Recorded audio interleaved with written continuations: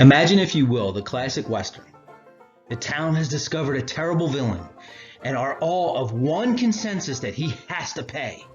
As they gather their lynch mob together to go enforce their sense of justice, the lone preacher would stand between them and the targeted villain, imploring them to calm their rage and allow the judicial system to do its job. Today, I'm hard-pressed to find a single pastor anywhere fulfilling that role. Quite to the contrary, I see them yelling, "Come on, boys, I'll get the rope." Now, I'm speaking hyperbolically, of course. No one has been that overt. But this is exactly what is meant when they post slogans on their social media pages, "Justice for whomever is the alleged victim of the week." That's not true. I'm only praying for justice, you might retort. But that is not what justice for whomever means. There is a world of difference between the pastor saying, "This is a horrible and tragic situation. Any premature death of someone created in the image of God is a tragedy. We all pray that all the facts will come to light and justice will be served."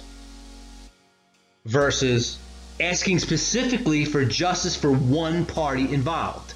If you ask for justice for an individual, it is very different than praying for justice in the situation.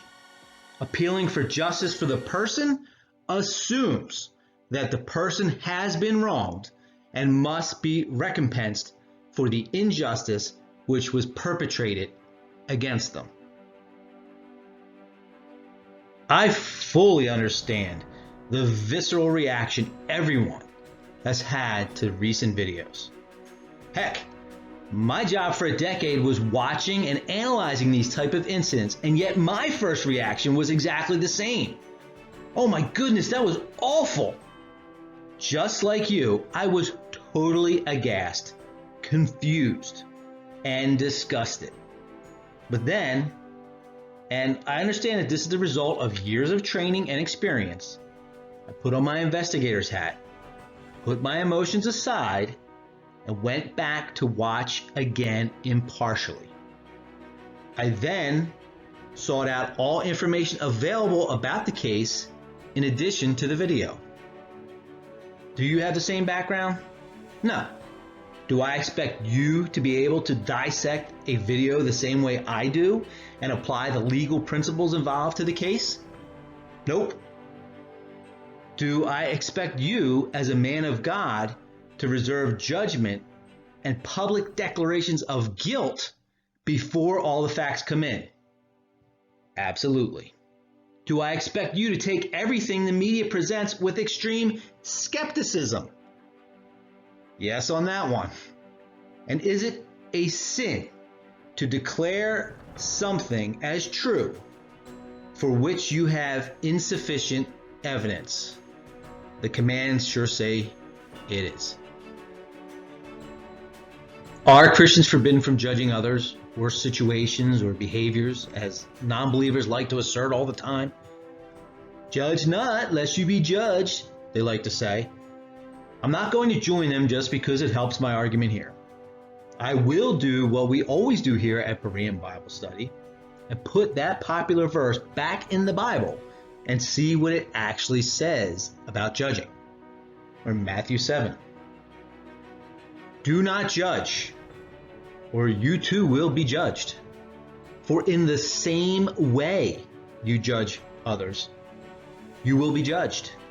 And with the same measure you use, it will be measured to you. Why do you look at the speck of sawdust in your brother's eye and pay no attention to the plank in your own eye? How can you say to your brother, "Let me take that speck out of your eye," when all the time there is a plank in your own eye? You hypocrite! First take the plank out of your own eye, and then you will see clearly to remove the speck from your brother's eye. So I don't think this warning forbids us from making any evaluations whatsoever. If it does, I'm guilty right now, as is any preacher ever, because it's our job to admonish against wrong behavior. What it does seem to be a very strong warning against is a rush to judgment, and condemnation. And I've seen pastor after pastor condemn the officers involved in these controversial cases before being given a trial, which I can again possibly excuse because to the untrained eye, they sure look bad. But these pastors are delving deep into the land of sin and terrible danger when they go along with a consistently disproved trope that the justice system itself is racist and that there is an epidemic of officers gunning down innocent black men.